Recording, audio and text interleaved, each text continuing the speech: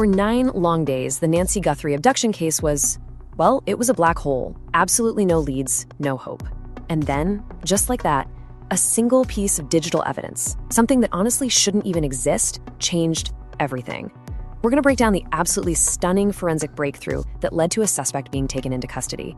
Okay, let's just dive right into this, because this is the heart of the story. We are starting with a piece of evidence that, by all accounts, should have been completely invisible. This was a clue the FBI wasn't supposed to see, but it's the one that blew the case wide open. For almost 10 days, there was nothing. Just a painful, agonizing silence from investigators. And then, in what felt like a flash, the entire investigation was turned on its head by this one single piece of digital evidence. You can just feel the clock ticking here, can't you? Day 1, the report is filed. By day 3, you've got the family making a desperate public appeal. Day 5, officially no viable leads. It was just a landscape of dead ends for 9 whole days. And then, everything changed. That big break came in the form of this absolutely terrifying surveillance footage that the FBI released. It's the first major piece of evidence the public has seen, and it all comes from a home security camera near the Guthrie home. And what's just wild is the level of detail they were able to pull from this footage. You can clearly see an individual right outside the home. Their face is covered by a ski mask, they're carrying a backpack, and, get this, they are armed with a visible handgun holster. This was not some random person walking by. This was someone armed right at the scene. And the single most critical development to come from that footage?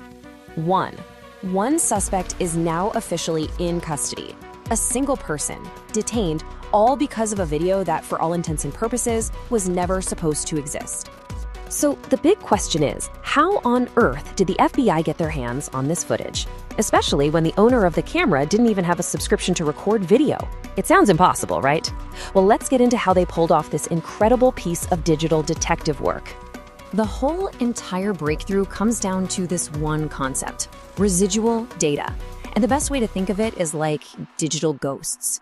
These are tiny fragments of information, little pieces of a file that just hang around on a company's servers or a hard drive, even if a file was never officially saved in the first place, or even if it was deleted. Okay, so here's the really brilliant part. The homeowner didn't pay for the cloud recording service. So from their end, absolutely nothing was saved. But the FBI's data recovery team, they just bypassed that completely. They went straight to the system's back end, found those digital ghosts, and then painstakingly pieced them back together to literally reconstruct the video. It is an unbelievable feat of digital forensics. And you know, that incredible digital work, it didn't just stay on a server somewhere. Nope. It quickly led to a very real-world confrontation, hundreds and hundreds of miles away from the crime scene. So, armed with what they found in that recovered video, the Pima County Sheriff's Department down in Arizona made their move. They conducted a traffic stop just south of Tucson, and they detained a person of interest who is now being questioned about the abduction.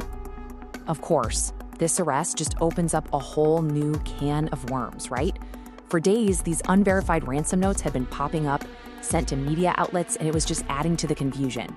So now investigators have to figure out if the person they have in custody has any link to those notes at all. And as you can imagine, the second the news of this footage and the arrest hit the wires, a case that was already high profile just exploded.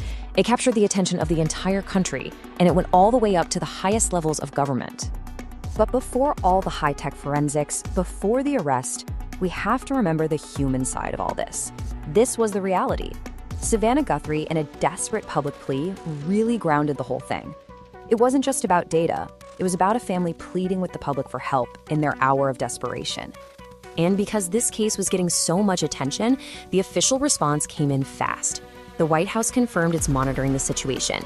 They stated that the president himself had been briefed on the FBI's recovered footage, and the press secretary confirmed the full weight of the federal government was involved. Okay, so where does that leave us? We've got a suspect, we've got the video. The investigation is now entering a brand new and absolutely critical phase. But the biggest hurdle for investigators is still that 9-day gap. I mean, think about it. That is a huge head start.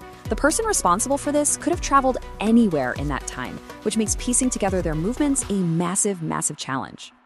And that all leads us to the final multi-million-dollar question, doesn't it?